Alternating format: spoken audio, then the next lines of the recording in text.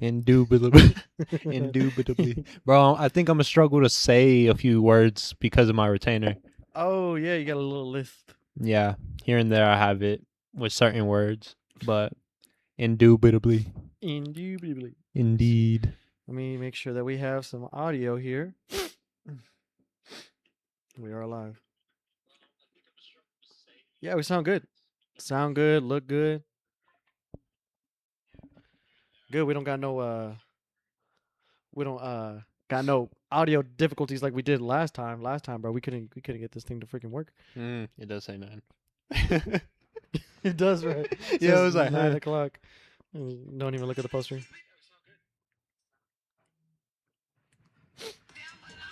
My bad. What are you listening to, bro? Indubitably. Indeed. Yeah, today. Every Friday is busy, man. But today especially, I was running around more than I was anticipating. It was a good day. Well, it's always a great night because we get to end our weekends off strong. We get to start the weekend. Oh, we get to start the weekend, end the week, start the weekend.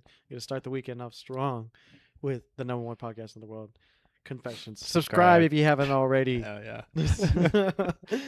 To all the y'all listeners, the viewers, appreciate every single one of y'all for tuning in, and I appreciate all of the love and support as always. Steady growth. How did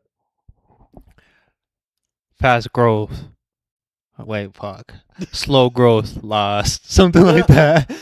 I think it was fast money. Fast money. Fades fast. Fades fast. Slow growth. Lost. Yeah. So slow growth is, I think, the definition of the Confessions podcast. I think he also states somewhere in Proverbs something where it's like talking about where fast money, like quick money. Yeah. We read that last week. It leads to fall in the fall or something like that, and then but slow growth. Lost basically. Yeah. Yeah, we actually did. We did read it. I'm gonna see if I can find it. We were in Proverbs chapter 20 last week, and so let me see. We did read it. I want to read this verse of the day real quick because I like it. Ephesians chapter 5 verse 1. Follow God's example, therefore, as dearly loved children. Follow God's example. Ephesians chapter what? Chapter 5 verse 1. Chapter 5 verse 1. But yeah, I don't. Was it last week that we read it? Yeah. It was something about. I don't know if it was exactly stating money, but it was like wealth or something like that, I think. Let's see. I'm reading it towards in mine.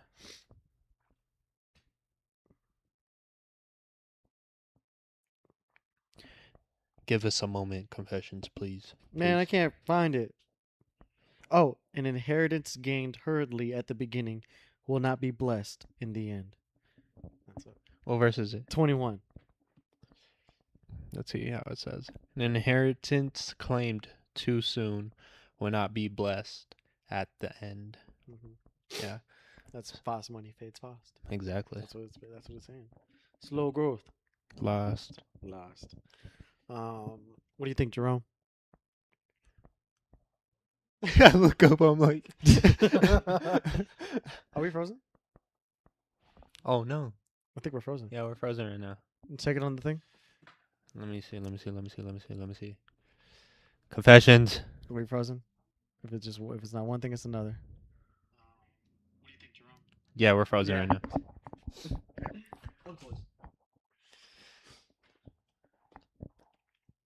But yeah, I think that's a pretty good lesson. In the meantime, while Derek is working on that, I'll kind of go on a little yap real quick. But based off what we were just saying, I think that's a good lesson because, especially when it comes to entrepreneurship or even overall with money in general, trying to take advantage and when it comes to earning money quickly, for example, I don't know, drug money, that's a good extreme example. It's fast money, it's quick, but hey, you're bound to fall with that. And I think once you actually gain wealth slowly but surely, I think you gain so much knowledge and it teaches you lessons Mhm. along that journey. Yeah, it may be a little bit more slower. It may take a little bit more time, of course, but the man that you become or the person that you become along that journey will be able to maintain that wealth and even increase it, double it, triple it, you know? Yeah. Mhm. Like for plenty of examples, like I can think of like me gaining the money that I gain now compared to the 17, 18-year-old Raul. He probably would have fucked it off right away type shit, you know? Excuse my language, but you know? So I think that's a good example or a good way to look at that Bible verse. Yeah, and I think also, um, I had a conversation with someone at the gym. His name's Seth. Shout out Seth if he's watching. But we were talking about how having that type of faith that you lean on God, especially when it comes to your finances, like because I had told him that at this current part of my entrepreneurship, real estate, that journey, like I'm in the point where, as of right now, most of the growth that's taking place is in me, and that'll help grow my business. But as of right now, I'm not in the, oh well, phones ringing all the time. I'm still having to put in a lot of the work. I'm still having to make the calls. I'm still having to visit the places. I'm still having to do those things. Feet on the ground, boots on the ground, right? As opposed to where after you're in the game for so long, then it's like you're not picking up the phone to call people. You're picking up the phone to answer calls, Mm. right? So, but I was letting like we were kind of talking, sharing each other's stories, but I was just sharing with him how I had gotten to this point once I moved over here that I kind of lost everything. Like I had nothing at all. I had nothing to rely on but God to get me through the just to be able to pay the bills, essentially. And then I got my breakthrough and I got money. And then a few months later, I ended up back in the same exact spot, right? Where I'm like, okay, still need to find a way to pay bills. And so now it's like I've experienced what it's like to have a lot of money, and I experienced what it's like to have no money and not be able to pay the bills. And what I've learned the most through those periods is that with or without money, I'm still the same. And I still got problems. I still got things that I need to work on. But the thing that I wanted to make a point was like money doesn't make me. Money doesn't determine my self value, my self worth, my confidence. Who I am, Derek is still Derek with or without money. You could take it, you can give me it. It is what it is. Like whether or not I have it. It's a tool, it's a vehicle, but at the end of the day, I try to make it a point where I don't worship money. My life doesn't revolve around money. So, kind of how you mentioned with the journey, it's like the the journey that I'm embarking down right now, I am using real estate as part of that vehicle that's driving me down this road.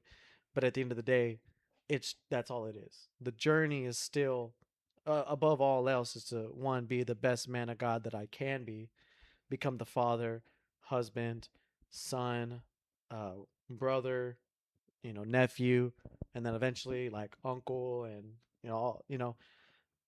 that's the journey, is to be a strong man of God and a provider for my people. So whatever job I used to get there, it's irrelevant. Whatever I decide to provide for me financially, it doesn't really matter as long as the growth is in sight and I'm not stagnant, you know? I was actually having this conversation right before I got here with my nephew, which is pretty interesting because I completely agree where you say, for example, well, for me at least, it's detail 806. Like, it's just, it's not the end goal. It's not who I want to be. It's not forever, Yeah. It's in order to just build the skills, build the man that I want to become, teach me what it actually takes to run a business and build a service-based business. And I was also talking about how I don't really see myself like as an like yeah, I am a entrepreneur, quote unquote. Yeah, I am a businessman, quote unquote. But at the end of the day, I'm just me. I'm just doing me. I'm just exactly how you said. I'm just trying to become the best version of myself day by day. And I know that there's so much more that I can do. There's so much more that I can grow into. And because of that, in consequence, people naturally look at me the way they look at me. They naturally treat me the way they treat me. They naturally talk to me the way they talk to me. And this makes me think of the show Vikings. And I think I mentioned this story to you before, but it's Ragnar. He's the king of this village, and they're on top of the mountain overlooking their village, him and his son Bjorn. And he asks his son Bjorn, "Son, what do you see?" And he says, "I see my kingdom. I see power." And Ragnar kind of like giggles at it and he says, "You see power." And he says, "Power can bring the worst in people, and it can also corrupt the best. And power is only given to the people that are willing to stoop low enough to pick it up." And he also says, "I never asked for power. I just did it." And that makes me think of what we're both saying. Um, it just, in consequence, because we work on ourselves so much, we're constantly trying to become the best versions of ourselves. All thanks to God, we receive these things, you know? And something, for example, like money, money doesn't make us. We make money in consequence because we are who we are, you know? So I think that's a very powerful testimony to think Yeah, about. it is, and I have to take a step back every once in a while and remind myself how truly blessed I am to live the life that I am, that I'm living right now. And the reason why I say that is because it's a life that I'm choosing. Like I choose to go to work every day. I choose to do real estate. I choose to do confessions. I choose to do marketing for my parents. I choose to do all these things. I'm choosing to, and it's a lot of things to juggle. Like there's a lot on my plate. Like similar how it is with you and Jeremy.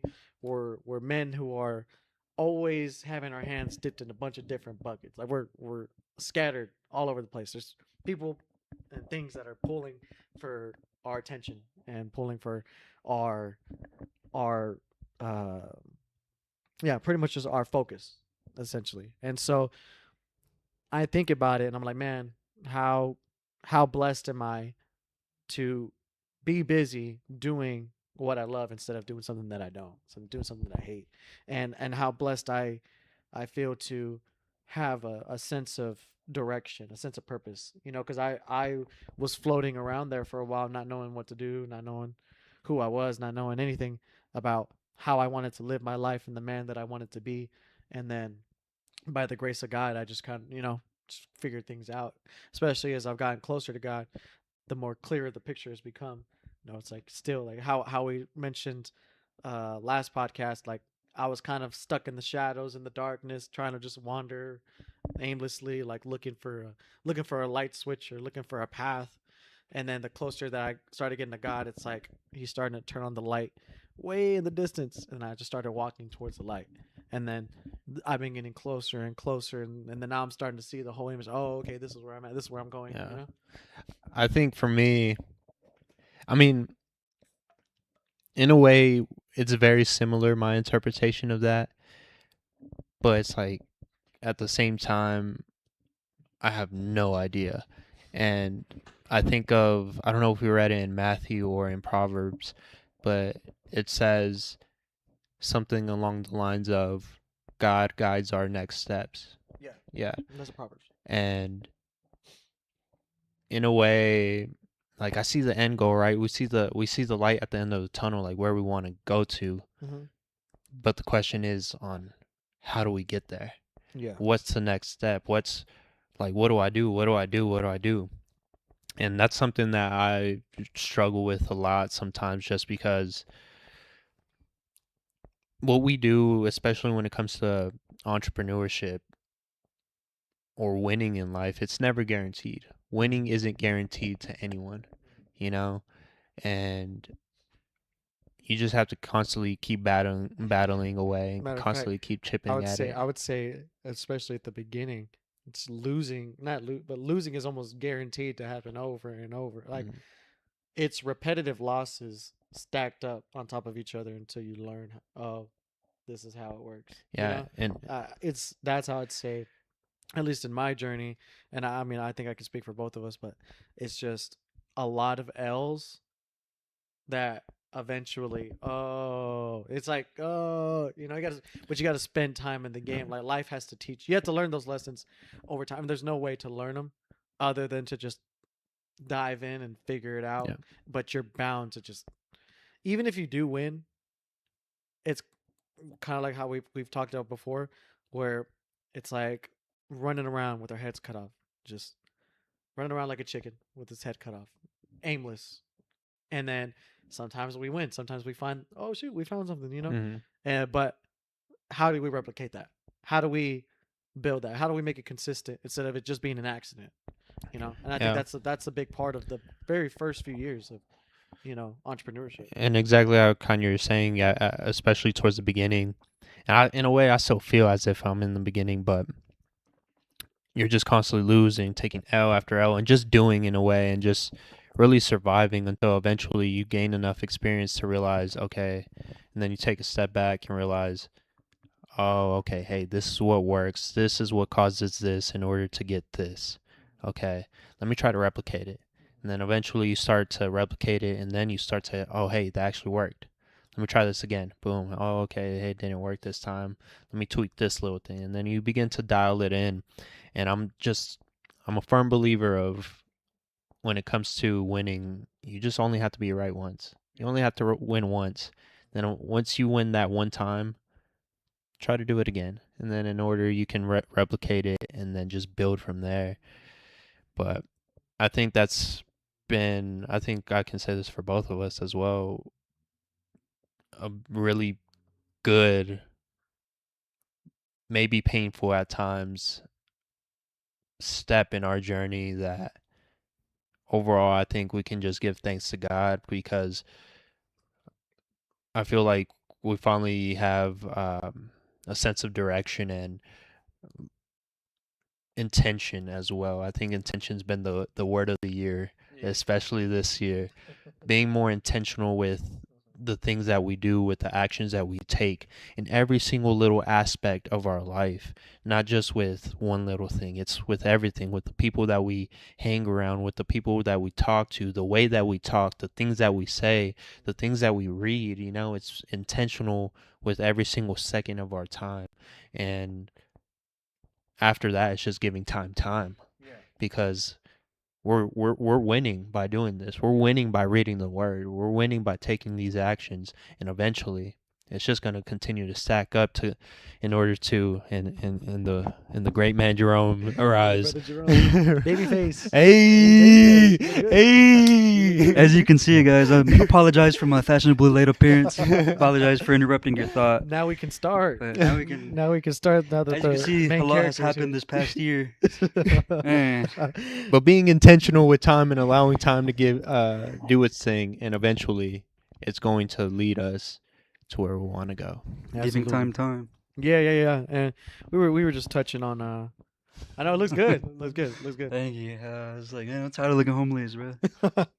Yeah, but now we were just talking about the what he touched on is just the theme of being intentional with everything that we've been doing so far, and having this sense of direction, going in the right place. And I kind of alluded a little bit earlier to how we talked about how God exposes things, like he brings things to the light because he is the light, right? And how for a while there, like felt like I was lost in the darkness, just like wandering around looking for a path, going aimlessly, hitting the walls, tripping over stuff. But then I saw the light in the distance. That was God. And then as I've gotten closer to Him, things have started to get clear. The picture's getting clearer, and we're having this revelation of like, this is what we're supposed to do. This is where we're supposed to go, and well, this is the end goal, And I think it's just a matter of kind of how you said it's stacking W's, and everything can be a W. Like you wake up on time, W. Maybe if you're a person who eats breakfast, you eat a good breakfast, W. Maybe you go to the gym in the morning, W. You go to work, you show up on time, W. You have a productive day at work, W. And then you have another good meal. You hit your protein, hit your macros, W. You're able to study for however long, an hour, 2 hours. You're able to do some marketing. You're able to contact your leads. You're able to work on your website, whatever it may be, right? W. And so all these things, all these actions that you take, they're little W's, and they add up over time. But it's the same on the converse, right? You wake up late. That's an L. You don't make your bed. You go raggedy to uniron clothes to work. Show up late. L. Have an unproductive day at work. L. You eat like crap. You go to fast food and you feel terrible after you're done eating. That's an L. You feel like crap, so you want to take a nap. You take a nap. You sleep through the time that you could have been working. L. And then you wake up and you're like, well, what's the point of even doing anything for the rest of the night anyways? I might as well just watch Netflix the rest of the night, get a pizza from Domino's or something like that. L. Like all these things, they stack up on top of each other. They just stack up. So as much as W's add up over time, it's the same exact thing for L's. I think the saying, the way you do one thing is the way you do everything. I believe that to be very true. I believe if you're the type of person who shows up to things on time, like you show up to work on time, you wake up on time to go to the gym, you wake up on time to go to the church, like that translates over everything, right? But if you're the person that wakes up late to go to work or wakes up late to go to church, it translates through everything. So I'm a firm believer in that. So being intentional, how you mentioned, not just in this one area of your life, I don't know, maybe it is possible, but I think if you're going to be intentional in this, you have to be intentional in everything else in your life in order to build that as a habit. I think it's also just having standards for yourself, like a form of self-respect as well. And I think when you do that, it shows in the output that you put into the world and in everything that you do. Having those certain standards. If you have low standards for yourself, low self-respect for yourself, then you're gonna get walked all over. But on the opposite hand, you have high standards for yourself. You have high self-respect for yourself. People are gonna treat you with those standards and that self-respect. And you naturally avoid a lot of qualms with people who are. It's kind of how we've said it before. How we characterize it, that's poor people. Yeah, that's kind of how to describe that's some it. poor people shit right there. And And like it's super petty. That's why. all the Super pettiness. petty. and it's not all about this though either. Exactly. That's what I'm saying. That's poor people because, like how we talked about earlier, is money don't make us. We make money. Like with or without money, we're still who we are, and we don't need it. But that's just how the world works. It's a vehicle to get us where we want, but it's not the goal. That's not the reason why I wake up every day, is to go and make as much money as possible. The goal is to become the best version of myself as possible, and then along the way I happen to make money. Yeah, in consequence. In consequence. So that's what I'm saying, like that's an example of poor people type of arguments, but it's also like getting super worked up and offended by something that's so small, and like say you have a job and for some reason a coworker doesn't like you for the stupid reason, right? Like, and then they're trying to turn other coworkers against you and get the manager on you, and then they're trying to make it seem like it's the biggest deal ever. It's like, bro, like come on now, like this is fast food. This is a restaurant. Relax. So you're twice my Relax. age, bro. We're working at McDonald's. You're twice my age. Relax. And I think the perfect book to read is Proverbs. Exactly. It educates us in order to be better and overall more wealthier, to be rich. Which is why I agree. anyone can read Proverbs, whether or not you are religious, or if you're an atheist, or whatever you are. You can read Proverbs and you can get something positive from it. And so, I don't know. Yeah, I've been feeling great. Like ever since we've been on this journey too, and my connection's been. Was I not? Kinda like this. Oh, I was on the side. I guess it was my angle. But good looks. Thank you for holding me accountable. But what was I saying? You're talking about the journey. Oh yeah, how you- this journey, right? I've been in such a great mood, right? And then there's little W's that you win every day.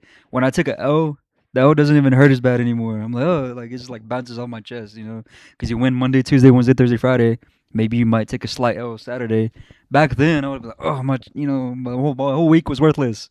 But oh, damn, that's nothing. Ain't nothing but a peanut. Nah, I would Ronnie say, Coleman. I would say, man, I'm winning too much. I need an L. I need to be humbled. Right. That's because I'm mad. I need an L to ground me. I've had a lot of stuff happening. I need to catch all up on a lot of stuff, but We can check. nothing bad. It's just like, I feel like you said, ever since we've gotten closer with God, He makes the light clear, makes the image clear. I'm like, okay, I finally get it. I finally know what I want to do, what I want to try to do, live my life while doing this, explore. Like, it's becoming more clear, and as a result of that, my family, they're glowing, they're growing, and I mean in a humble way, but I think I was a catalyst in, saving all of them, and we're not saving them because Jesus does it, but kind of showing them the way. Hey, why is all this stuff, good stuff happening to you? What are you doing different? What we always say, God did. Yeah. So now they're like, oh, I want some of the light. I want some of the good stuff. Yeah. Let me work on my relationship with them, because now my sister, she's going to church. She's actually involved in a church that she just barely started going to. Mhm. She That's good. what is it? Where they take care of the kids, okay. while during service. She does that sometimes, or my nephew and my niece, they'll go in the little kid room now and do their learning, and they actually enjoy it. My brother slowly, my mom too. She's practicing what we talked about last week. This is actually a fun conversation. I've been having it a lot with people. The whole Lent thing and the whole no meat on Friday thing. Yeah. I talk about people all the time. It's like, oh, we can't eat meat today. I'm like, yeah, you can. But, but it's like, whatever, it's like, teach their own. I'm not going to get into it like that. If you want to know the real reason behind it, watch, what was it, like 2-3 episodes ago now? I'm just going to start referencing that video. Last one. Is it the last one? I think it About was, Lent? Or was it the one I before? don't remember. I don't know if it was last episode or 2 episodes. Okay, so it was one or two recent. episodes It was ago. 1 or 2 ago. I'm just gonna start referencing, sending them the link to that. Here's my reason of it's okay to eat meat on Friday, right? If you think about it. But my mom, she's practicing it though, which is a lot from her because she didn't really grow up religious either, and all she knows is Catholicism. So for her, giving up something for Lent or getting the ashes is a big step and a lot for her. Yeah. So, seeing that and then seeing my sister and my brother's doing good with his, potential wife and family, and I'm like, dang, all this because of my God.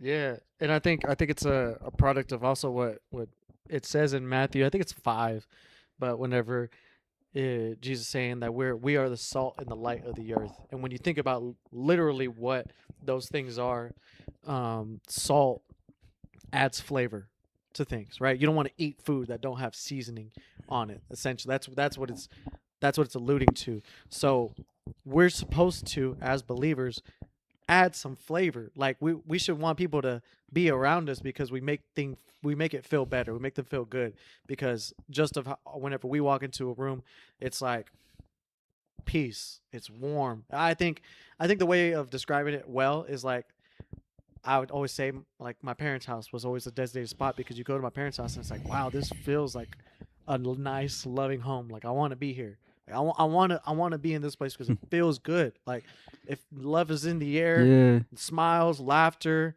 like it's like there's no evil's far away, hatred is far away, something but good. And then also salt and the light. And how kind of what we were talking about is how I felt lost in the darkness, and I'm sure there's plenty of people that feel lost, especially now.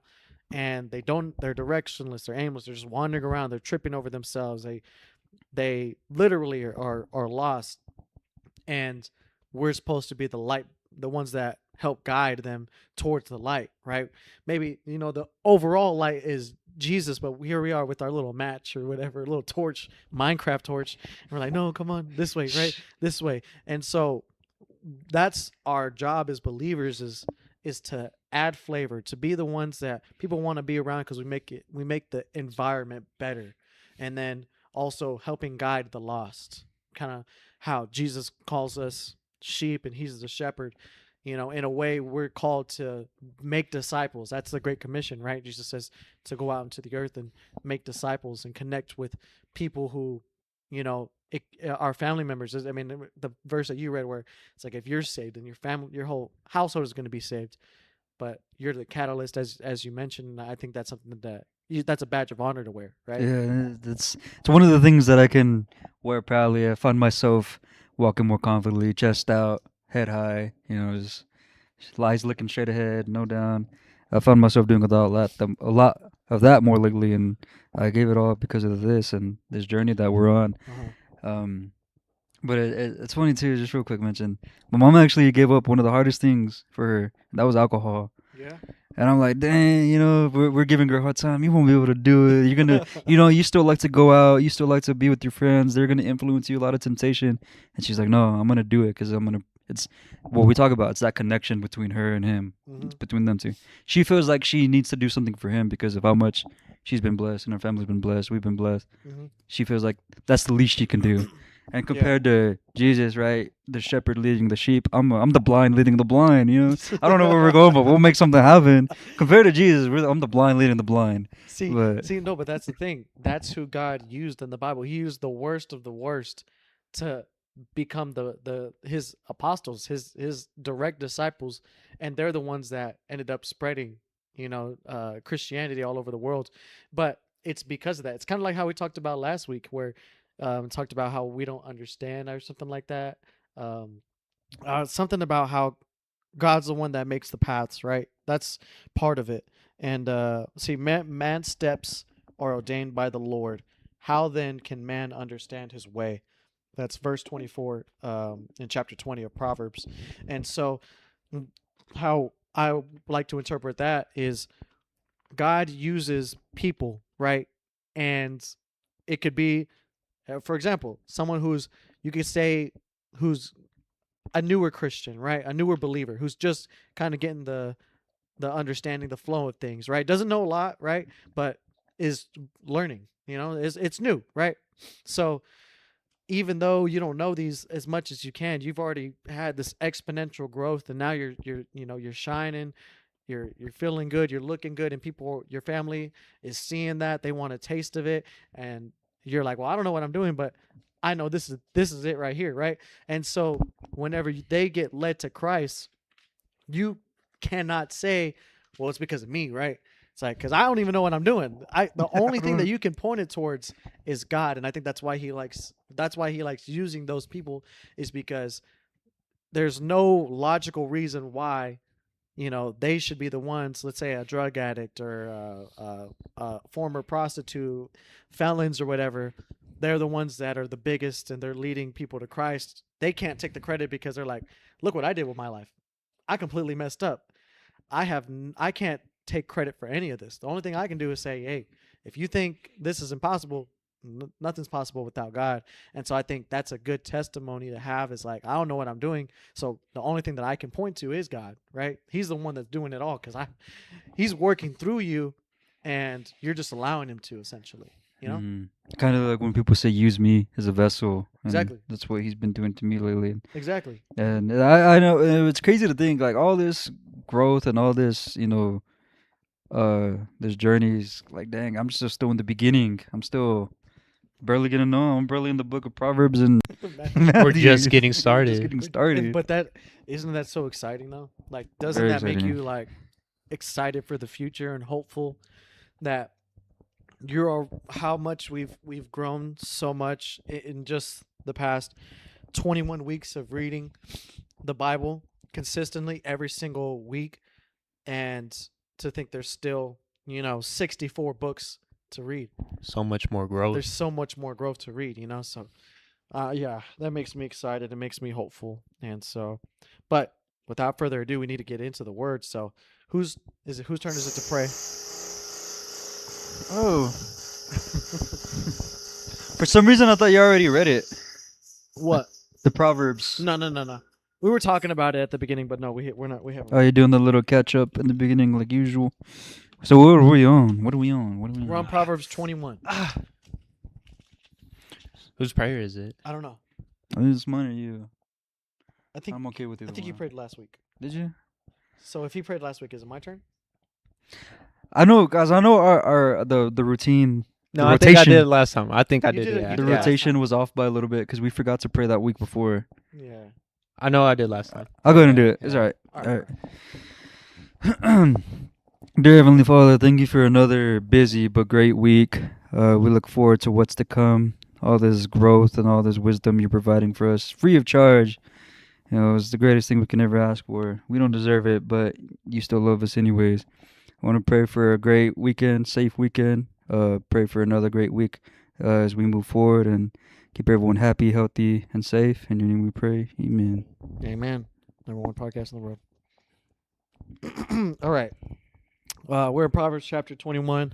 I'll read because I didn't read last week, so I want to read a little bit. So here we go. Proverbs chapter 21. Just for those of y'all. You're going to turn. All right.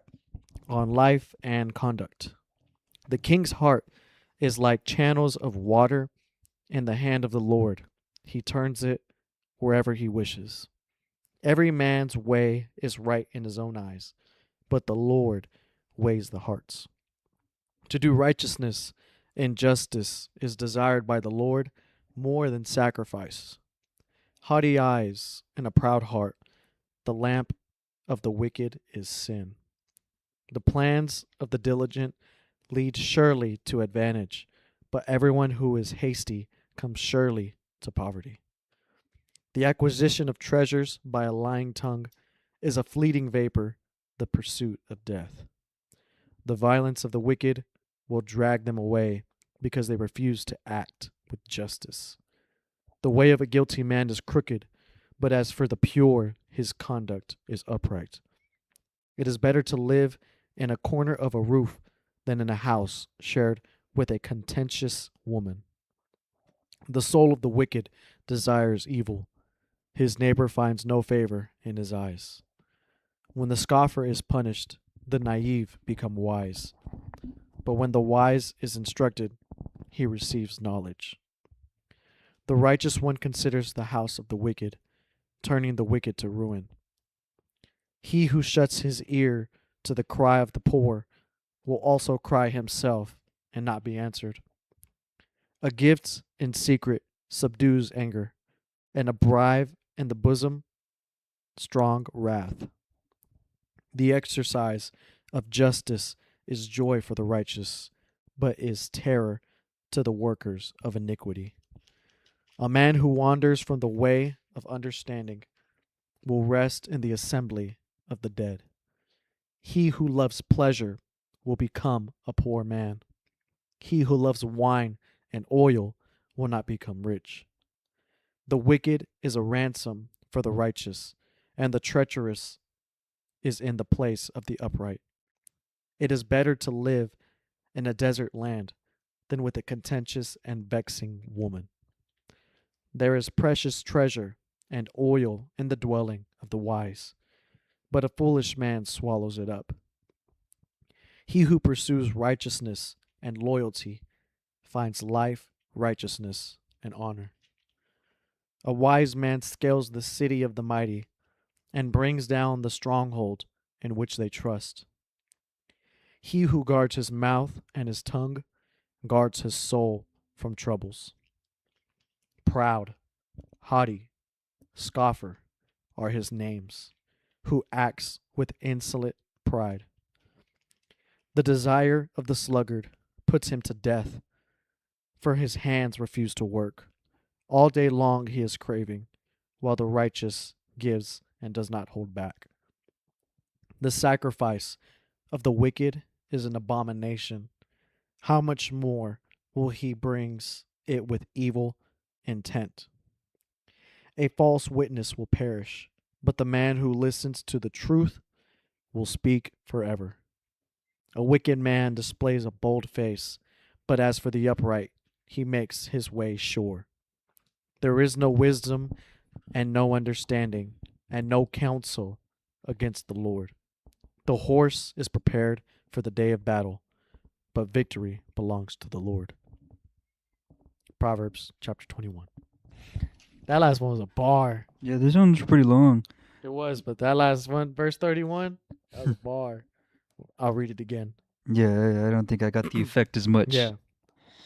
I'll read the one before that too, just to build it. There is no wisdom and no understanding and no counsel against the Lord. The horse is prepared for the day of battle, but victory belongs to the Lord. That is a bar. That one's tough. Makes you want to go to war. Makes me ready to go to war. On your I'm ready to horse, the cavalry. I think it also, like how we always state, without God by our with God by our side, we can never lose. I think I forgot which fighter I remember said this exact verse. I want to say it was Conor McGregor, but I could be wrong. But it could have been, I don't know. It could have been John Jones. Could have been Izzy. Actually, I think it's could have been that hillbilly. He's like a hillbilly guy, and Yeah. I think he might have been fighting Ilya Taporia, and he was like, nothing can prosper against the Lord or something like that. No, I remember someone saying exactly this Yeah. verse. It said the horse is prepared for battle, for the day of battle, but victory belongs to the Lord. I can't remember exactly who said it, but it's tough. Yeah, this one was a pretty long one. There was something that we had talked about a little bit earlier about. Let me see. Where's it at? It was something about acquiring something fast. Can't remember.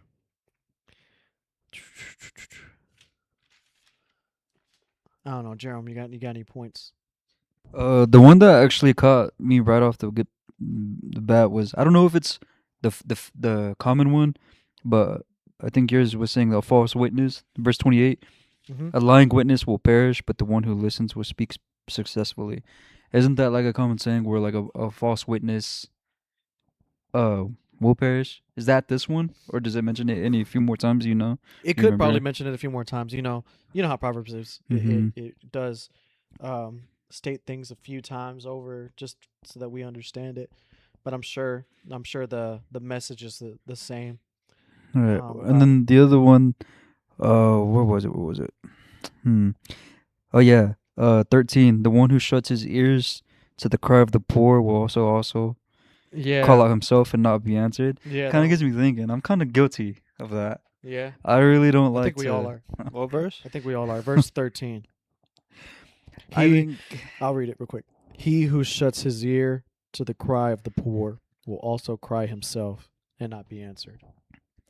Yeah, I think I'm guilty of that because I have this I don't know, complicated relationship when I see homeless people, right? I do want to help them, but they've just, proved over time and time again that sometimes they don't have the best intentions. And it's like, well, one bad apple spoils the whole bunch. Now you really don't want to help, but it's like, dang, maybe they do need it that one day, or maybe I should answer the cries of the poor, because if that were me one day, I would want some help. Yeah. But it's more like, dang, well, I think we've talked about it before, where if you do the good deed, at the end of the day, whatever they do is between them and God, and you Yeah. did your part. Yeah. That's still something I'm trying to work on, but it's more of like, dang, well, when I was struggling, it's kind of more of a bias thing. When I was struggling, I poured myself out of it.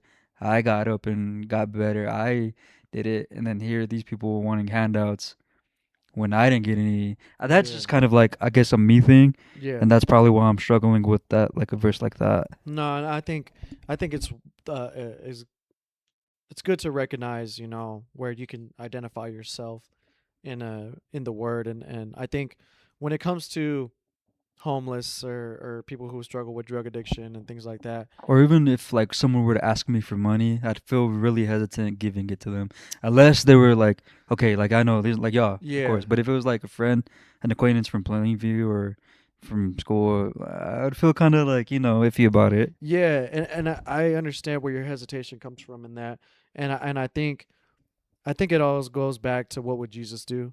I genuinely do, but of course at the same time it's also having the discernment to recognize, okay, well, I could, if someone, like, let's say, hey, can I borrow money, and they haven't talked to me in years, or they haven't talked, like, we've never had a conversation before. This is the first time they've ever messaged me and they're asking me for money, and it's like, I don't know, man. Like, I it's probably not the wisest thing for me. Not even, I wouldn't even say wise, right? But that is one way to interpret it as wise. It's probably not wise to give someone money that you don't talk to normally.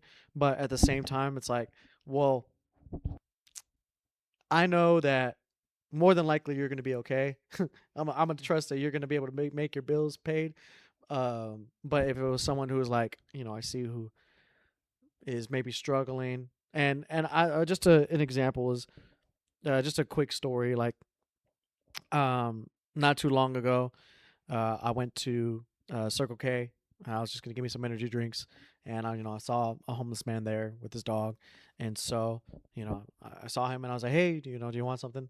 And so he was like, yeah, yeah, whatever. And so went in and just got him some food, got him some drinks, whatever, and then I let him on his way. I was like, God bless you, whatever, and I never talked about it. Never. This is actually the first time I ever said anything about it. But I I took it upon myself to just go and do it for this man, because I felt a conviction in my heart saying, you know what, maybe this man right here, I don't know his background, I don't know his story, I don't know nothing about that, but this is a child of God. This is Jesus' son. This is Jesus' kid, right? This is the Father's son. And so whether or not he's a drug addict, an alcoholic, or whatever, he may have beaten his wife in the past, he might be a convicted felon, whatever it may be, that's not my business. The only thing that matters is that I'm in right standing with God. And so if God put it on my heart, hey, you know what? You see this man, you're going in right now, you have time, you're going to just buy energy drinks, you have money, right?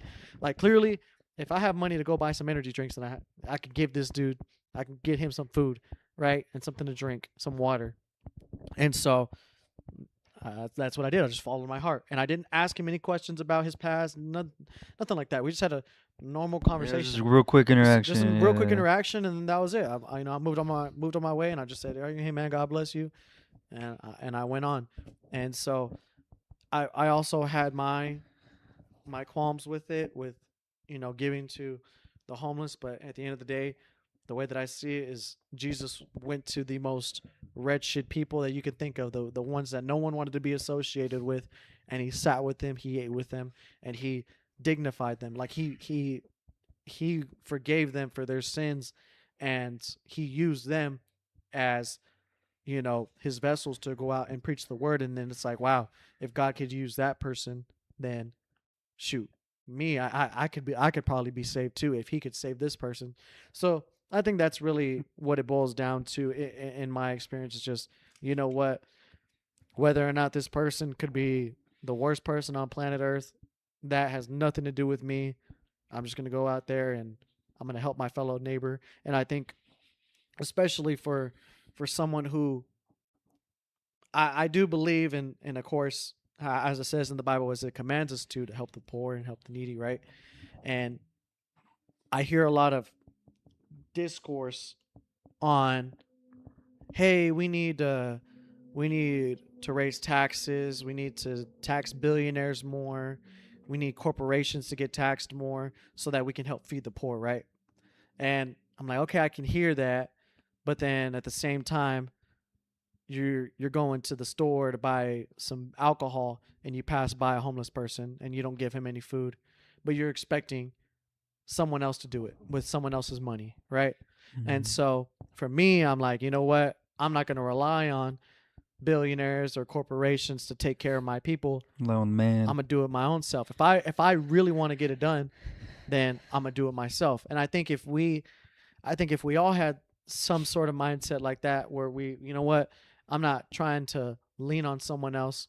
Mind you, we're all struggling. We all have our own struggles, and the economy is not the best right now. I'm not trying to get into that commentary, but all I'm trying to say is I think if we were to band together, stick together, unite, and you know what, we see someone struggling. Hey, I only got $5. What do you got? Hey man, I got $5 too. And then someone comes, oh, you know what? I got $10. Here, man. And we gather it all together. Just gave him $20, you know, because we work together. Maybe someone don't have 20, 30, $40 to give this homeless person, but maybe it's a few dollars. And then someone else, hey, you know what I'm saying? Like, I don't know exactly what the number is for homeless population, but let's just say there's 20 million homeless people in the States, right? That's a lot. That's a lot of people. But there's over 400 million total residents in the United States, right? So when you think about it, we outnumber them. You know, what is that? Like 20 to 1 or something like that? Right. So if we outnumber them 20 to 1, then shoot, 20 people, $1. you can give $1, and that's $20 for one person. You know, that's a meal or something like that. That could be a shower at Tootin' Totem, you know? And so I think there's more that we can do together, but I think it's kind of that dynamic where it's like, well, someone else will come and save them. Someone else will come and do it. Like someone from the church will come and do it, or someone who has more money than me will come and do it, or you know what I mean? It's kind of like I get where you're coming from on that. Yeah. And it's a very valid point, because it's like, dang, it really is like that, and people are unashamed of it. They're not ashamed of wanting to use other people's money and success or status to help, rather than just doing it themselves.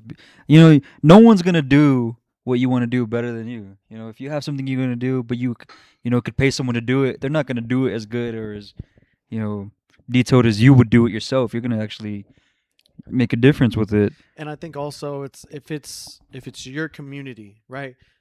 No outsider from let's just say New York, right? No outsider from New York City is going to know what problems are going on in Plainview, Texas, and what Plainview, Texas's needs are, and what the community is like in Plainview, Texas, right? So, if that's the case, well then why am I going to ask someone from Wall Street, to help out our problems here? Like I wouldn't even ask that from Austin or from San Antonio or Dallas. I wouldn't ask for none of that. So it's like I want to be the type of person, as we've talked about before, leading by example, being the light, being the salt, that, you know what, if we want to bring change in our community, if we don't want there to be any homeless, if we don't want there to be kids who are going home hungry, well then let's take the initiative and do it ourselves and lead by example. And eventually, if there's enough of us, then we can start to influence the rest of the people who thought, oh, you know what, I didn't think this was possible. I didn't think my $5 could help anything. So now they're like, okay, you know what, I can contribute $5 because I know that 10 other people are doing the same thing, you know? So It's funny too, is like, man, we're all I have to give is $5. Just so happens to be we're $5 short of our goal. Oh, you know, see? Exactly. But It's like that type of thing. But I like that. I think it's very easy to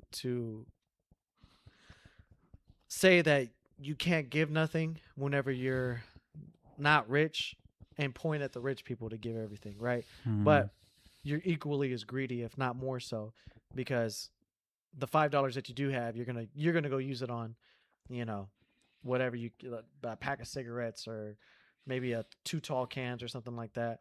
And it's like you don't realize that you are equally as greedy and hypocritical as the person that you're yelling at to help out over here, you know? I think a lot of people need to open up their mind and think about it from that perspective. Like, dang, I'm not wealthy, I'm not a billionaire, but I'm just as bad as them. Yeah. Because I'm not helping. Yeah. I'm relying on other people. Yeah, whether or not it's $5 or $5,000, if you have it in your pocket and you still are refusing to give it whenever you know someone else could use it, then I mean, Just it's a hard thing. Yeah. It's a hard thing at that point. If you can't give $5, what makes you think you would give 5,000? Know what I mean? Yeah. What makes you think you would? And so, And I think like, when people realize when they start getting more money or more, stable, just gonna make them want to not help even more because like like I got more money now, I'm gonna yeah, I keep got it. more money. Yeah, you become more conservative, you Yeah. know? And so, yeah, that's a whole rabbit hole. But But I don't also know, I don't know how too, we went down there. because we were talking about how that verse 14, or is it 14? 13, about the one who shuts his ears to the cry of the poor. Oh, And yeah, I yeah. was guilty of being one of those people, so I'm Yeah. just as bad. But I definitely will start working on it. I do want to talk about that last verse though, real quick, because I really don't get it. Yeah, well, real quick, I wanted to point to this verse 5, which me and Raul were kind of touching on this topic a little bit earlier. It says, the plans of the diligent lead surely to advantage, but everyone who is hasty comes surely to poverty. Kind of how we were mentioning, even though our journey isn't accelerated, we're not winning the lottery, right? The plans of the diligent lead surely to advantage. The fact that we're going through this journey, the fact that we're learning real time the hard way, is giving us an advantage in that once we understand the game, once we understand and we break the code, then we can start to replicate it and then apply it to all the other facets of our life, right?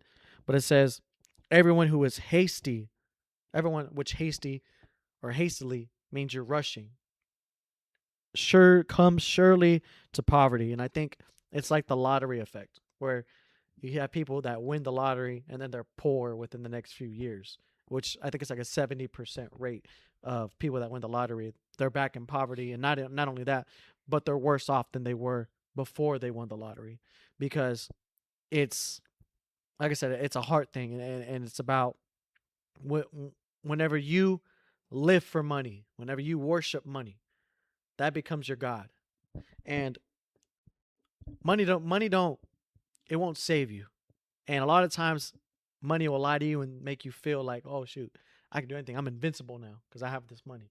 Then you blow it away, blow it away, blow it away, blow it away, and then you have it, you lose all of it, and then you're like, well, crap, here I am back at square one.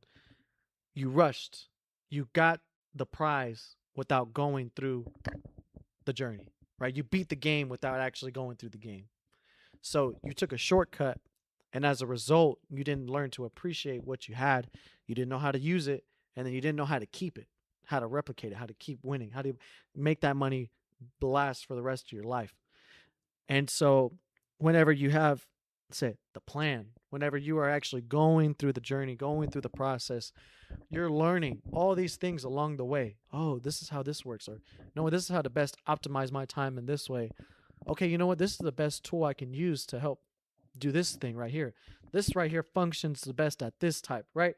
Like, you learn all these things that help you build that process. It's slower, obviously, because it takes time to learn, it takes time to build, and then you have to go through that process of trial and error. But once you start to figure it out, then it's like, okay, cool. We've gotten through the phase of every time I try something, it fails. I've gotten past the phase of every time I touch something, it catches on fire, it blows up, like Spencer from iCarly. Like every invention I touch, it just catches on fire for some reason. We've gotten past that, and now we're at the stage where it's like, okay, now I'm creating things and they function well. Maybe they need some work, but that's fine because I know how to fix it. And then eventually, you'll be creating good products on top, and you'll be knowing how to sell them.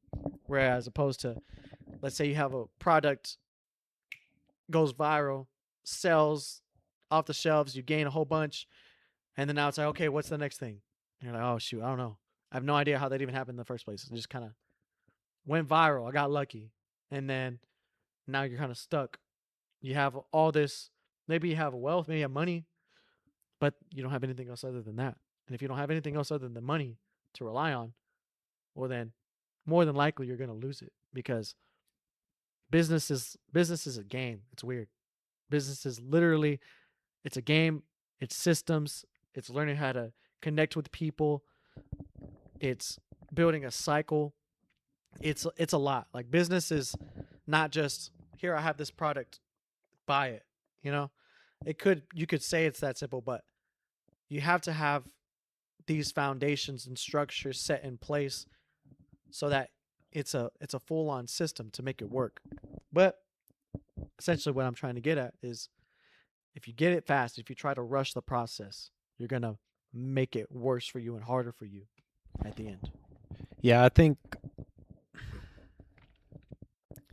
at least for my journey, how I described it, especially the first 2 years of my entrepreneurship, we built a tower, but we built it with no foundation. We built it just straight up. And yeah, the revenue was nice. It was a pretty number, right? Felt good, but that whole time it still felt like we were chickens running with our heads cut off, right? And we had no idea, okay, how did we do it? How did we gain it?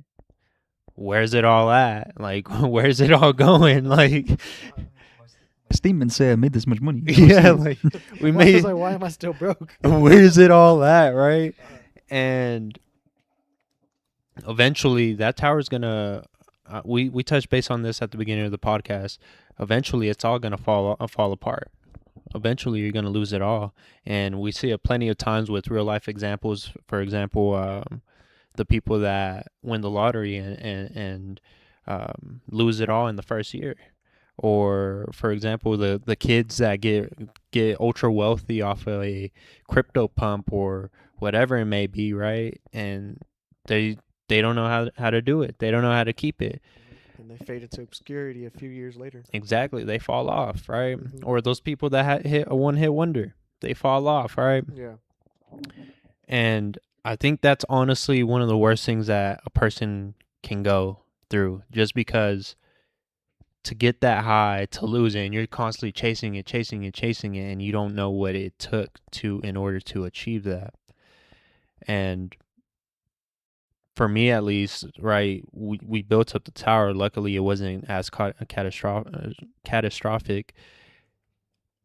But now I'm at where I understand. I have somewhat of an understanding. Oh, okay, hey, this causes this. I do this in order to get these results. And I can think of, for the wealthy people, you got to build the man first. You got to build the man first in order to achieve that. And once you achieve that, once you do get the wealth that that God blesses you with, you are capable of dealing or taking care of it, of handling it. And I think that's something that I personally experienced myself, right? Building that tower up where it's a nice, pretty number, but we don't know what it took to get there. We don't know what it caused it. We don't know how to, clearly we didn't know how to keep it, right? And eventually that tower fell over, and now we're at where we're at, and rebuilding. But this time, how I mentioned, building with intent and Building a wide, big foundation. in order to be able to build that tower that high, and it's able to stay up, rather than fall over. So I think that's a very powerful Bible verse overall. Do you think that's the reason why you're mentioning like how when people reach that high at such a young age, do you think like, for example, celebrities or young kid actors have so much problems when they get older, whether they kill themselves or go through a lot or drug addiction, and it's like, dang, I wanted to be you when I was a kid. I wanted to be on iCarly or, but now growing up, we're like two different people. That's not how I seen you. But they had that high at such a young age, and like you said, you're always constantly chasing it, and it must hit really hard being so high at such a young age, and then bam, you peaked when you were 7, and now I'm 28, and I don't know what my purpose is anymore. Yeah, I completely think that is a true statement, because you can think of, I know this can be an extreme statement, but a 5-year-old being put in a predicament that only a grown man can handle, like, what is a 5-year-old going to do with my business, for example? He's going to have no idea how to take care of it. He's going to have no idea what to do with it, right? And it's all going to, that weight and that pressure is just all going to fall on him, and it's going to cause him to react the way he reacts. And I think a perfect example of it was Justin Bieber. We saw him become so huge, so popular, huge, like worldwide huge, at such a young age that we saw him grow up, right, with the fame, and we literally saw him crash out, do the dumbest of the dumb things. And he even talks about it nowadays when after he finally grew up a little bit and said, "Man, I was too young, and the whole world was watching what I was watching. Yeah. Watching was Watching what I was doing, yeah, what under I the was microscope, doing. and here we Yeah. were, jealous of him, thinking like, "Dang, 15 years old, got all this money, Yeah. you know, all this music, these girls, and man, I would do anything to have that." And then it's like, dang, it's not all. It's like lifting yeah. weights. For example, do you expect a freaking 3-year-old to lift 3 plates on squat? You know, like no, that's a lot of weight. Yeah. You know, So that's why, like, I've learned to just enjoy the journey, take a step back, don't rush it. It's gonna happen. I'm doing very good. We're doing very good for our age, and it's like, I'd rather peak I'd rather keep going and peak rather than peak when I was 5 or 12 or whatever. I'm much more okay with peaking when I'm 40, 50 or dying, But when you're 5 and your whole Rome crashes down, it's like, dang, it's hard to recover from. it's kind of how we say with that one TikTok, fast money fades fast, slow growth lasts. Yeah. It's literally in that. Yeah. Yeah, and I think I like the Matthew McConaughey saying, he's like, I'm always chasing the version of myself 10 years from now. Like what when you say is like the best moment or the best version of yourself? Well, ask me in 10 years. Ask me in 10 years. I'm always chasing that person 10 years from now because that always gives me something to work towards, something to work for. And kind of how you mentioned, Jeremy, it's like whenever you're in that mindset, it's like you can't peak because you're always working towards growing towards something. And so, I can, I don't know. For me, I don't want to be the type of person that looks back and says, "Man, the high school days, the college days were the glory days." Like I don't want to look back at that time and say that. And so, I want my best days to be in front of me, In not front of behind me, me. not behind you, right? Exactly. You don't want So, to be like Uncle Rico. but I always want to be like That that. scares me. Yeah, I always want to have that though. I don't want to be 60 years old and be like, "Man, my best days are behind." Like, I want to be excited for the future. I used to be able to throw a pigskin over the mountains. No, not look at me, Uncle Rico Yeah, type. like I want to be in 60 years old and good health. You know what I'm saying? Still going to the gym strong, have my honey, have, my 13 kids, and then they have, all of them have kids, and we have a big army of the Dominguez familia, right? And we have Raju's, 86 grandchildren, whatever. We have Jeremy's too, and then we all come together. We cook out, and then it's the 3 Dons. It's just a fucking army, like damn. It's like The 3 kingdoms. we have our own community. We're just like our family. Avatar, Fire Nation, Water Nation. But like I want my best days to always be ahead of me, and then eventually, I'll be reunited with Christ, and so that's something to look forward to as well. I feel like that's when you peak, is when you are finally face to face with him, and he says, "I know you." Yep, I know you. I know you. Good that's, job. That's the peak right there. Yeah, that's so- when. Like, good job. You know what Yeah. I'm saying? And so I always want to be working towards that, and so Yeah, damn, I can only imagine that. Shit. Yeah, like that Bro, kind of gets imagine- me emotional. He comes imagine up to you, he just like gives you a hug, and he's just like, "I'm proud of you. Proud Just of good job. yeah, You did well. yeah. You can rest now. Yeah. Peace. Peace.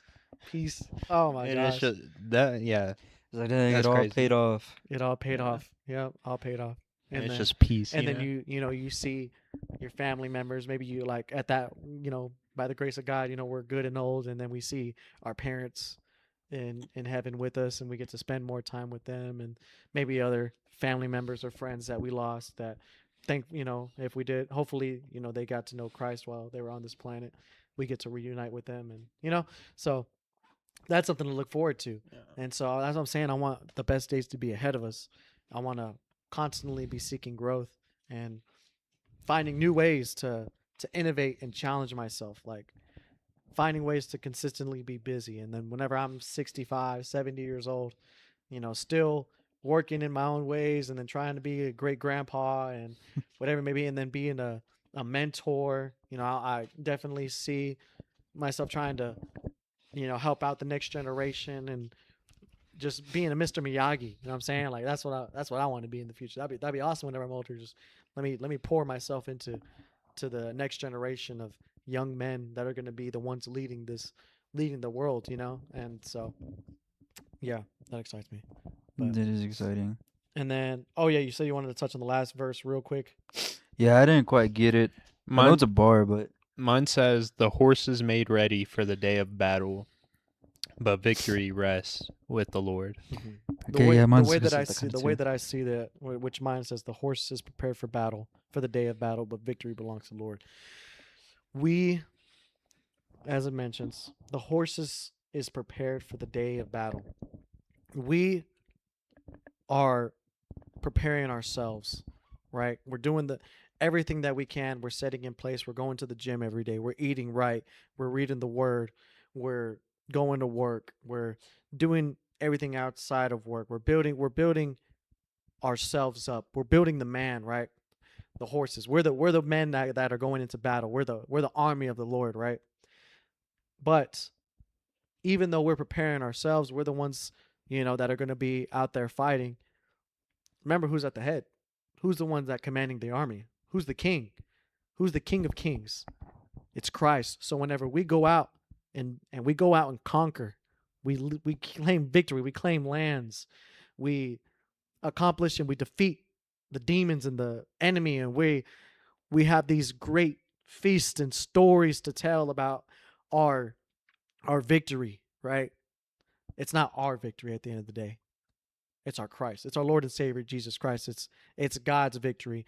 We're just his vessels. We're just, God, use me. I'm prepared. I prepared myself to go out and win these people for you.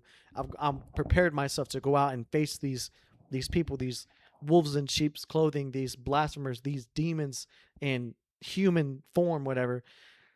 I'm prepared for all of that. Like I prepare every single day so that I can go out there and be a man of faith and proclaim your word and be someone who can win people for you.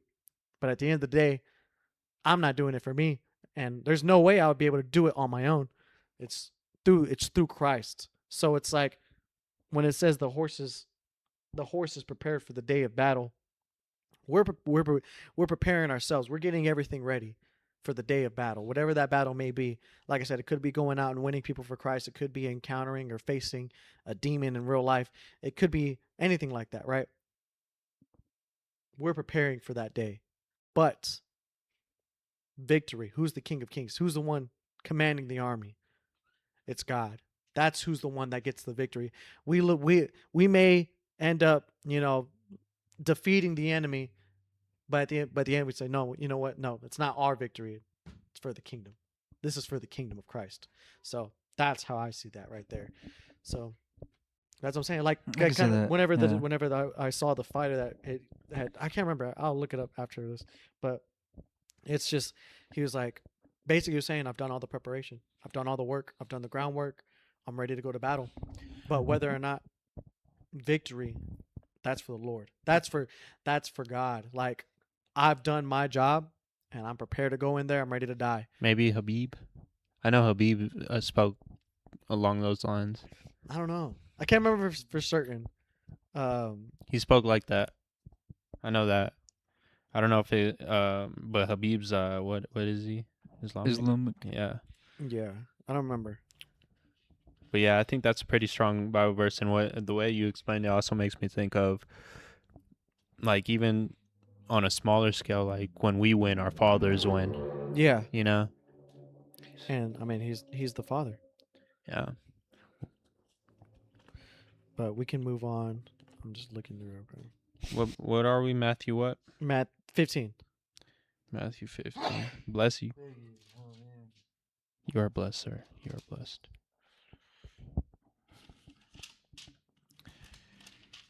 It's kind of long as well. Well, yeah, we read half of it, I think. Oh, we already read half of it? Yeah. Oh, yeah. Where were we? What verse? Oh, it wasn't a UFC fighter. It was Jameis Winston. It was Jameis Winston. I could see Jameis Winston saying that. Because he's it was a football game. It was the Cleveland Browns versus the Steelers. It was a snow game. Man, Jameis Winston, bro. If you don't look up Jameis Winston clips, he's funny. bro, I actually heard, He's such a strong man of God. And so they were talking about, he was just getting an interview before the game. And that's exactly what he said. He said, the horse is prepared for battle, but victory belongs to the Lord. And that's what he said going into the game. And then sure enough, they won. And it was That's crazy, bro. It was I know so people. cool. I remember reading about it too. People were saying that Jameis Winston would make a good preacher after retirement Bro, because he's funny. I would shoot if he were a coach or something like that, man. I'd be like, I would want to play for that dude. Are we on 21? We are on. Yeah, we're on 21. Okay. So we read. So yeah, Matthew chapter 15, verse 21, and then we can finish out the chapter from there. I'll go ahead and take it from here. Yeah, go ahead. The faith of a Canaanite woman. Canaanite. Woman. Leaving that place, Jesus withdrew to the region of Tyre and Sidon. A Canaanite woman from the vicinity came to him, crying out, "Lord, Son of David, have mercy on me. My daughter is a demon-possessed and suffering terribly." Jesus did not answer a word, so his disciples came to him and urged him, "Send her away, for she keeps crying out after us." He answered, "I was sent only to the lost sheep of Israel." The woman came and knelt before him. "Lord, help me," she said. He replied, "It is not right to take the children's bread and toss it to the dogs." "Yes, it is, Lord," she said. "Even the dogs eat the crumbs that fall from the master's table." Then Jesus said to her, "Woman, you have great faith. Your request is granted." And her daughter was healed at that moment. Jesus feeds the 4,000. Jesus left there and went along the Sea of Galilee. Then he went up on a mountainside and sat down. Great crowds came to him, bringing the lame, the blind, the crippled, the mute, and many others, and laid them at his feet, and he healed them. The people were amazed when they saw the mute speaking, the crippled made well, the lame walking, and the blind seeing, and they praised the God of Israel. Jesus called his disciples to him and said, "I have compassion for these people. They have already been with me 3 days and have nothing to eat. I do not want to send them away hungry, or they may collapse on the way." His disciples answered, "Where could we get enough bread in this remote place to feed such a crowd?" "How many loaves do you have?" Jesus asked. 7, they replied, "and a few small fish." He told the crowd to sit down on the ground.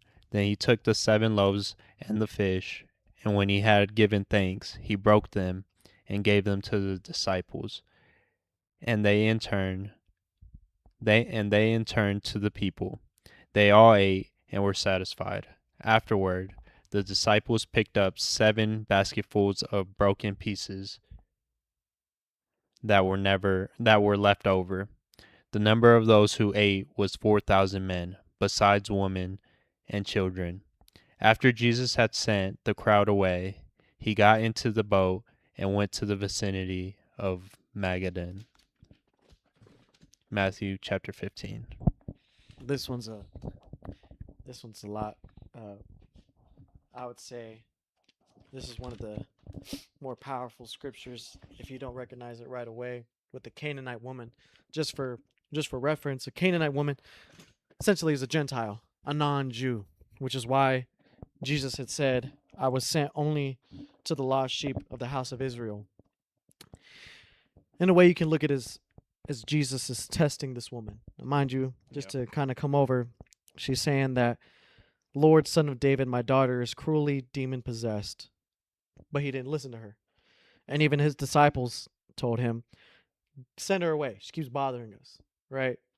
And he did answer her, and he said, "I was only sent to the lost sheep for the house of Israel." And she replied, she said, "Lord, help me." And he said, "It is not good to take the children's bread and throw it to the dogs." And you could be looking at that and saying, did he just call her a dog? You know? And, I think that's very powerful, though. but then she says, Yes, Lord, but even the dogs feed on the crumbs which fall from their master's table. Yeah. She doesn't get offended. She doesn't retaliate. And this is why I think Jesus is, in a way, testing her faith. Because she could have easily said, well, screw you, whatever, Why is Jesus why calling me are a you calling me a dog? dog? Yeah. And I think in the Greek this translates to like a house pet. Not necessarily like a dog, but Mm-hmm. it can be a dog, but like a house pet. But she takes it and she says, "You know what? You're right. I'm not worthy. I'm not. I don't deserve your mercy. I don't deserve you to save me. I don't deserve that. But even at that, even the crumbs. I don't even need the whole. Just the crumbs is enough. That's enough for me." And he recognizes her faith and says, "You know what? You have great faith. Your faith is great. It shall be done for you as for your wish." And mind you, she's a Gentile, a non-Jew, basically the people that he wasn't coming for. Now, of course, as we move on, it says it's not coming for Gentile or Jew, not man or woman, but all people who believe in Christ. It came for everyone. And so I think what's so powerful about this is I think of how we would have naturally wanted to react, or the flesh would have naturally wanted to react to Jesus telling us, no, go away. It's not worth giving crumbs, the children's crumbs, to the dogs, right? Yeah, wasting my It's healing not worth powers it's on. not it's not worth wasting Yeah. on someone who doesn't belong, like someone who's not worthy. That's essentially what he was pretty much saying. Now, of course, Jesus being Jesus, he wasn't trying to be malicious. It was more like testing her faith. And I think it would have been very natural to be like, how I mentioned, how many of us would have been, you know what, screw you. I thought you were supposed to be the Messiah. It's natural to Yeah. be greedy there. Yeah. Yeah. To be greedy and be prideful and Yeah. be demanding. Demand. Well, you say you're this, you say you're that, and you're over here healing people. Why can't you, you start saying all these things. But she takes it and she's like, I am not worthy. If you say I'm a dog, sure, I may be a dog, but even the dogs can eat the crumbs. Like, I don't even need to be the one that's sitting at the table. Like, I think it's taking that and saying that, you know what, you're right. I don't deserve it. I'm not enough. But even at that, I know that you're powerful enough that even if you don't give me the full blessings or whatever, even if I just get a little bit, that's more than enough. That's all I need. And it's like, man, it would have been I interested to see how anyone else would have reacted to that, to being called a dog, essentially, right? I think it's natural to react with greed. Like that's what at least I would think, just because exactly I was stating, only crumbs, like that. Yeah. That's it. Like that's all you're willing to give me, Yeah. right? Well, she reacted the complete opposite, which is why Jesus' response to her, "Woman, you have great faith," because Yeah. that's crazy to think. Like, dang, like just even the crumbs will save me. It'll change it. It'll change it. So that's very powerful. It is. So when he was doing all that, when he was just testing her faith, he didn't mean anything by it. He was kind of like essentially joking, or was there really like some sort of beef between Jews and non-Jews? No. Well, that's the thing that the Pharisees would always preach, and that he came to establish the new house of Israel. But of course, there's a Yeah, I'm sure there's a lot more behind it, right? Happens, Because right? but that is a little. I've never really like. But because there was a distinction, there's a reason why they're called Gentiles, right? But Jesus came to throw that away. He came to get rid of the distinction between the two, and anyone. That's why it says whoever has faith, like whoever has faith in Christ Jesus can be saved. He's the ones that, like, that's his followers, right? Mhm. And so he came to establish, mind you, this has been established since the Old Testament. He came to fulfill it, but she knows that she's a Gentile. She knows that, and that he came to save the Jews, right? Whatever. He came to save his people, and she knows that maybe she's not on the priority list as far as who's the ones that need to get saved first. But it's kind of how Raul mentioned. She just the crumbs. That's all she. Just a little bit of Jesus. Just a little bit. Like, and accepting the fact that Jesus pretty much tested her, saying, well, Hmm. basically, you know, you're not even worth the crumbs, right? But testing her heart posture, because she could have easily, like how Ross said, could have been greedy. Really, only the crumbs? That's it?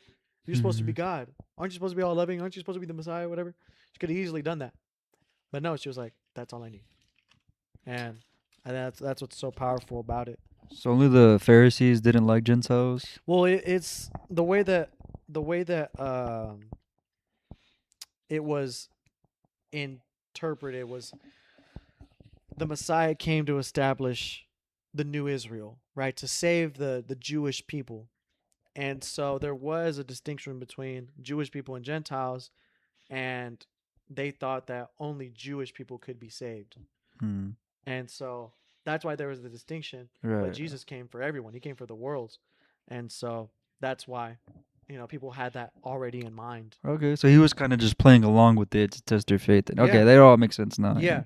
That was kind of the expectation, Mhm. right? It Because she went- was a Gentile. Yeah, it went to show what her heart's true intentions were. Exactly. And And it's kind that's of when like he- like the yeah. what was it, the Roman soldier, the leader, Mm. whenever he came, because he was also a Gentile. Mhm. And he said, what was this, that no one has, I haven't ran into someone with greater faith than you. But say the word, and my soul Yeah, shall be. but say the word. Yeah, Yeah. it's like, exactly. So he was a Gentile as well. So that also kind of shows how Jesus is saying, like, I didn't just come for the Jews. I came for anyone who's willing to pick up their cross and follow me, right? Anyone who has faith at the size of a mustard Yeah. seed, right? And so that's what Jesus is trying to come, and he's trying to show them. He's trying to show them, I'm not only for this certain people. I'm for everyone, whoever has faith in me. But at the same time, you have to be humble enough to accept it. And so that's where Jesus will, I think he kind of like tested this woman a little bit, was, well, you're a Gentile. And so let's see how she reacts to knowing that. Mind you, she would know this. She would have known I'm a Gentile. So, but at the same time, she came with humility. And like I said, she's a Gentile, so she has this expectation that, well, Jesus didn't necessarily come to save me. So she didn't have this in mind that he was going to be her savior. But Mhm. she knew, she had faith that strong. Mind you, it's like, imagine expecting to go to this knowing that you're never going to receive the full handout. You're not going to receive it because that's what you've been told, right? This salvation isn't for you. But she goes anyways and says, I'll take whatever it is you got, and I know that that'll save me. That'll be enough to save my daughter, even if salvation isn't for me. And she still went and still had incredible faith, even after being told, you're not even worth the crumbs. She was tested. Yeah. She was tested, and her faith, I mean, that it's one of the most powerful stories. I think.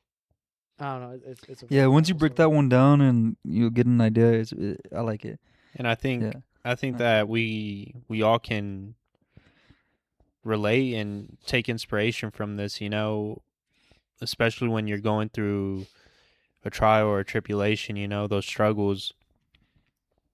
Continue to have faith, and it may feel like in that moment that literally how it's saying God is only giving you those breadcrumbs, those breadcrumbs. But if you have that great faith, eventually he will give you that He'll give you what you're asking Yeah. for, and I think it's kind of like that. I think it does mention it in Proverbs or something. But if you can't handle what little God's gonna bless you with, then He can't bless you with more, right? I think literally what we just been talking about. Yeah. It's crazy. Yeah, it's what we've been talking about. But if you can't be responsible with the little that God has given you, you can't be grateful for it. Then why would God give you more, right? So, I think that's exactly how it's. He was being characterized here as she was willing to take the little. She was willing to take the little, and so because she was humble enough and grateful enough to accept, even if it was just the crumbs. Okay, your faith is so great that you're willing to accept this and know that it's enough because I'm God. I'll give you the rest, because I know that you're going to accept this and not be greedy or ungrateful or whatever. You're actually going to take it and be, you know what, this is all I need, right?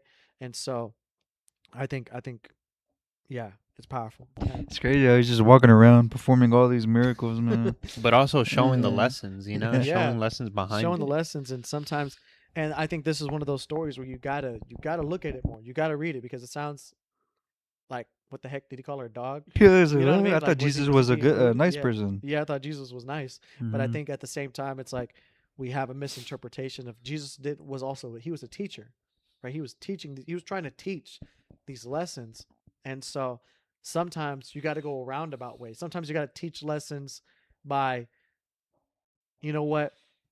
Let's say you're combat training, right? I was like, you know what? I'm gonna go a little bit harder on him today. I want to see where he's at. I want to see his growth. I want to test him. Or maybe I want to say some things to try to get into his head to see how he reacts under pressure.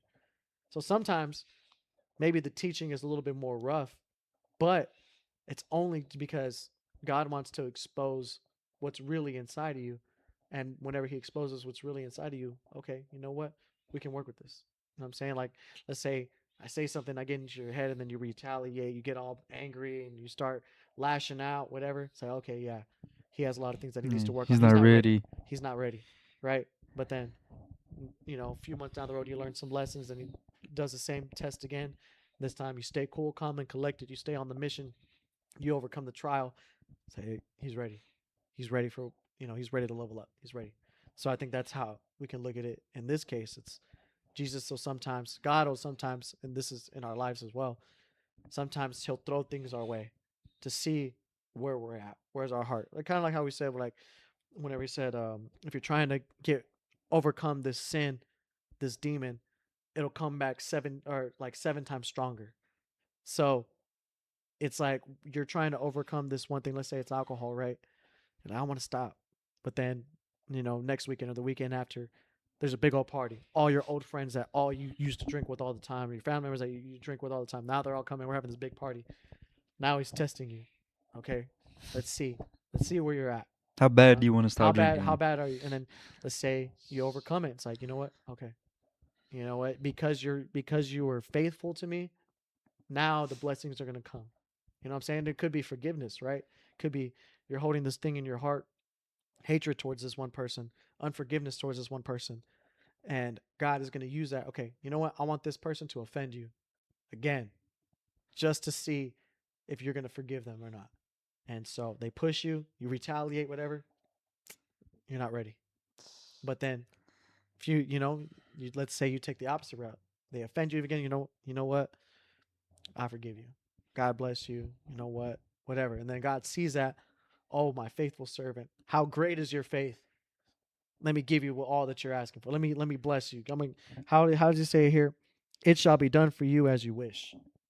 I'm saying, so it's like whenever you have those things in your heart, the unforgiveness, the hatred, or whatever it may be, that is literally blocking God from giving you blessings. It's blocking God's ability to give you all the things that you're asking for, because you hold that unforgiveness, or you hold that hatred, or you hold that greediness, or that animosity, whatever it may be, because you hold that in your heart. It is blocking God's ability to bless you. So, and that's what I see here, right? Yeah, I'm about to start keeping an eye on his tricks. Yeah. 'Cause I'd probably get got a few times. Yeah, everything's a lesson, man. Everything's a lesson. This is a powerful scripture, man. This is a It is. powerful story right here. And then, of course, right after that, it's just Jesus demonstrating again his power, feeding 4,000 with 7 loaves and a few small fish. And that's because he says the 4,000 that were counted were just the men, not even counting the women and children that also ate, right? And they all ate and were satisfied. And that's what we're saying. They were satisfied, not just they got some crumbs or whatever. No, they were satisfied, and that's just another demonstration of Jesus's power. And man, it's just Yeah, He this did is a that powerful twice. chapter. He did that twice. yeah, Because I remember after the last week or the week before, yeah. after John the Baptist was beheaded, He fed did it again. 5,000. Yeah, he fed 5,000. 5,000 with what did he say? Fed 5,000 with 5 loaves and 2 5 fish. loaves and 2 fish. This one he had 7 loaves and a few fish. So he fed 9,000 people with 10, almost 10 loaves of bread and or some and some fish. fish, or 12 loaves of bread and then some fish. And he's fed 9,000 people. You know, And That's so- crazy. And that's right there. Just that's Jesus' power. How great is our God? How great is our God? Exactly. And it's crazy. Just see, he feels compassion because they have remained with me now for 3 days and have nothing to eat. I do not want them to send them away hungry, for they may faint on the way. And I think maybe we could take that as an example of taking care of the people that are there with us, especially when it's not easy to be by us, whenever we're building, maybe we're working, maybe we're struggling a little bit, but the people that are by our sides, they stick by us, they stand by us. And even if we don't eat, they don't eat. You know, if we're struggling, they're right in there with us. But it's like, you know what, because you were faithful, you know, I want to bless you and I want to feed you, I think take care of you. I think exactly how you're mentioning, but with God to us, you know, He'll never allow us to go hungry. So Yeah, it's a powerful message, man. This is a great. Matthew chapter 15 has a lot of great stuff, very man. powerful. Yeah. Matthew Mhm. chapter 15 has a lot of great stuff. And so I'm excited to continue. Man. We have a lot to read. I think, let me see, 15, and we don't have that many chapters left. I think it's like 30, right? 17, 28 total. 28. So we're a little over halfway. Mhm. We're getting there. We're moving. We're moving there. We're moving. This is like Feels good too. it's Yeah, like it it's is. like people that tune into like a series or something like It that. fills the belly. I'm You finally know? gonna be able to say I read a chapter from the Bible. No, you read a whole book. Yeah. A book A book of the Bible. of the Bible. And Matthew, and then we'll move on. Got Matthew, Mark, Luke, and John, all 4 of the Gospels, and then Acts after that. And so we have all those to read. And then we're in Proverbs, and we're getting through that too. Which Proverbs, we're in chapter 22, starting next week. And 31 chapters. 31. So we're almost done with that as well. We'll be done with that by March, by the end of April. Are Psalms similar to Proverbs, or what are those? Are those songs? Psalms are songs. Okay. Songs? They're more how do you say, like chants, like where you. Would you sing. say worship almost? Yeah. You would say it like, "Oh God, how are you?" You know, you would read it, kind of chanting it. There's a specific word for it. I don't exactly can't remember, but those are songs. They're basically worship songs. You're worshiping God. So you could read them, and you could read it like a passage, or like you're reading a book, but it's their songs. I know in like Catholic churches we read them every Sunday. That's what I was thinking about too. It's part of the first reading, and then right after the first reading, When they do that thing, yeah, when they raise their hand and we Yeah. repeat, you know. we're supposed to actually be singing it, yeah, because I Yeah. think it is a song, but we Yeah. just say it. Yeah. Yeah. Like I said, it's like chanting. You can sing it, but it's like if you were to read a psalm, let's just Praise. No, what's a good word? I don't know. It was kind of crazy too, though. The thought has crossed my mind of like, dang, these are very like activities. Like we're all just saying the same phrase at the same time after this moment. Oh yeah, You know what I yeah. I've had those thoughts before, you know, like, No, and then where everybody just says it. And I'm like, but I mean, I just make light of it. I figured there were songs because I think the way it's kind of written in the books there at church, they kind of look like stanzas or whatever they're called. yeah Stanzas. Yeah, they look like stanzas. Dang, I Yeah. haven't heard that word in forever, bro. I can't believe I even knew that word. What God. the Well, heck? hey man, you used to be a Hey, band. Band nerd, Band bro. nerd, What? That was a band nerd. Hell yeah, me That and is- Rizzy Yeah. side by Side side, by side. Stanzas, playing bro. some saxophone. saxophone. Bro. That made my weekend. Stanzas. Yeah. Hearing that word again, bro. Bro, I can't believe I even knew that word. What the heck? Ew, ew. Yeah, y'all. Band nerd. Yeah, y'all can roast me real quick. I'm yeah, okay with but it. yeah, I would That's say. crazy. That was a crazy pull. Oh man, what stanzas? All right. Anyways, But yeah, those are songs. So I mean, but there's a whole bunch of them, bro. Like 146, I think, or something like that. Goodness. I think Dang. 146 chapters of Psalms. So Maybe we want to do that one. Goodness, we'll save that for last. We'll save that for last. Maybe we can actually start in Genesis and Or make like a music video. yeah. So, I don't know if we can do that. We'll leave that to the people who actually sing. Also, too, this is like my last question. Why is it there's like, John 1, 2, and 3? What do you mean? Like, 1 John, 2 John, 3 John, 1 Peter.